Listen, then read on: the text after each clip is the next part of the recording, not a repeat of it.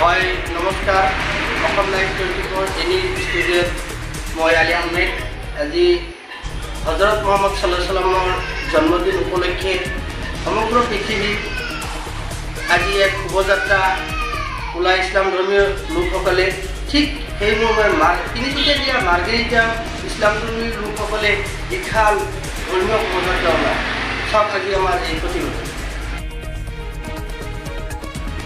মাৰ্ঘেৰিটাত ইছলাম ধৰ্মী লোকৰ বিশাল ধৰ্মীয় শোভাযাত্ৰা বিশ্বনবী হজৰত মুহাম্মদৰ জন্মদিনৰ উপলক্ষে আজি মাৰ্ঘেৰিটাত ইছলাম ধৰ্মী লোকসকলে এক বিশাল ধৰ্মীয় শোভাযাত্ৰা বাহিৰ কৰে। পুৱা মাৰ্ঘেৰিটা নতুন দলংস্থিত নুৰিজামা মছজিদৰ পৰা মাৰ্ঘেৰিটা থানাৰ ৰোড হৈ মাৰ্ঘেৰিটা নগৰত এক পদশোভাযাত্ৰা বাহিৰ কৰা হয়। পুনৰ পদযাত্ৰাটোত নুৰিজামা মছজিদত সামৰণি পৰে। ইয়াৰ পিছতে বিশ্ব শান্তি কামনাৰে আল্লাহৰ ওচৰত দোৱা কৰা হয়। এই শোভাযাত্ৰাত অঞ্চলটোৰ কেইবা শতাধিক ইছলাম ধৰ্মী লোকে অংশগ্ৰহণ কৰে। মাৰ্ঘেৰিটাৰ পৰা আব্দুল আলিমৰ ৰিপৰ্ট, অসম লাইভ 24 এনি।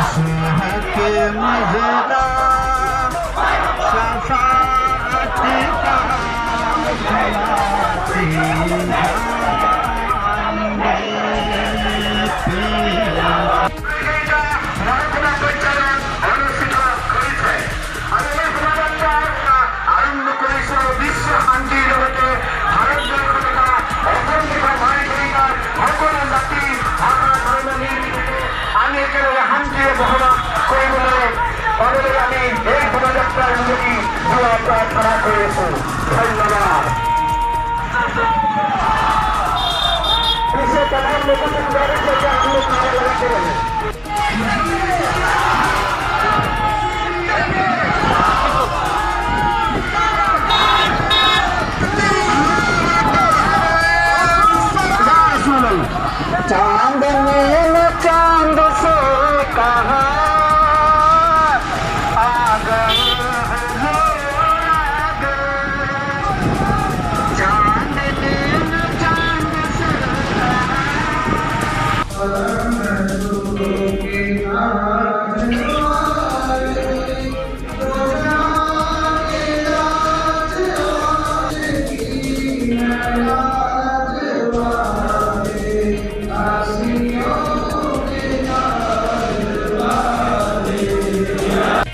आदाब।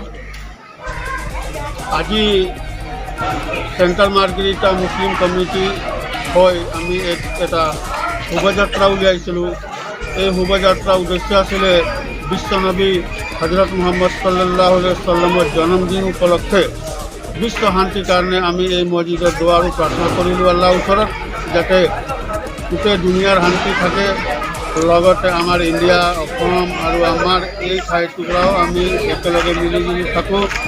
আজিৰ দিনটোৱে 570 খ্ৰীষ্টাব্দত মক্কা চহৰত মুছলমান ধৰ্মৰ পথ প্ৰদৰ্শক হজৰত মুহাম্মদ সাল্লাল্লাহু আলাইহি সাল্লামৰ এই পৃথিৱীলৈ শুভ আগমন হৈছিলে। সেই উপলক্ষে মই অসমবাসীক বিশেষকৈ শুভেচ্ছা যাচিলোঁ। ধন্যবাদ।